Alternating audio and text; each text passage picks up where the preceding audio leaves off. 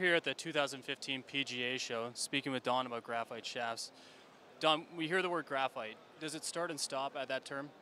No, graphite is just kind of a generic term for what graphite fibers really are. Unlike most metals where if you have an aluminum 6061 or 7075, the stiffness of that material is going to be the same. It has some other variations in the strength properties, but how stiff it is remains the same.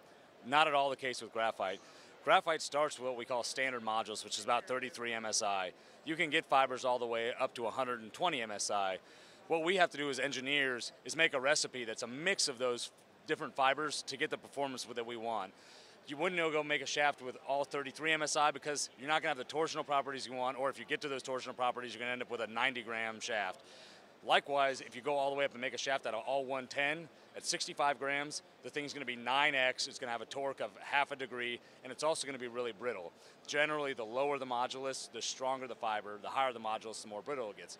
So what we have to do, like I said, is come up with that perfect recipe. We're going to put a little bit of 33 modulus here, let's put some 60 modulus here, and design that shaft to match the ball flight, to get durability, to get feel, to get performance. Different levels of graphite have different effects on those characteristics. Now, it seems like anymore, this is no longer your father's graphite shaft. The technology that's been put in place in the last 5 to 10 years is quite astounding. Would you say that's the case, and are you looking forward to things that come in the graphite industry? Yeah, the material's still evolving greatly. If you look at EI-70 is a great example, one of the most popular graphite shafts in the early days. But because of the fiber at that point in time, we actually had boron in the tip of that shaft because graphite fiber at that point in time didn't have the strength to hold up to those impacts.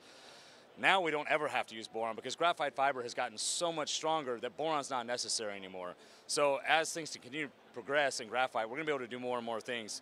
PXV39 is a great example. I've been doing this for about 10 years now. I tried to make a 39-gram shaft right when I started at True Temper, and the thing would blow up in one shot. I put it in the air cannon and it would just be shards. 10 years later, we have a 39-gram shaft that we get long drive guys that like to mess around with it and can't break it. So that just shows you the evolution of the graphite technology over the last decade. The resilience is quite astounding, really. Do you think you're not even close to finding the maximum that before you start to see that breaking in a simulator again?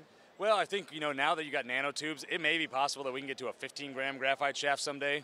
Whether or not that's something anybody wants, we'll see. The weight thing it's kind of the great space race. We're going to get there, but what do we do when we get to 5 grams or 15 grams? The other thing we try to do is it's about, again, making that perfect recipe. The better we can mix those ingredients together, there's things we can do to get better performance at 60 grams than, say, a 60-gram shaft had 10 years ago. So we're always in the lab. We're always taking new materials, old materials, and just trying to find a better way to mix them together. And as a consumer, I'm excited with the way the graphite industry is going, especially, again, as I like to swing heavier graphite shafts. I look forward to seeing both the flex points and the weight be reflected in what I put in my bag in the next couple of years. Yeah, it's going to be good, exciting stuff. From THP TV, I'm Dan Edwards.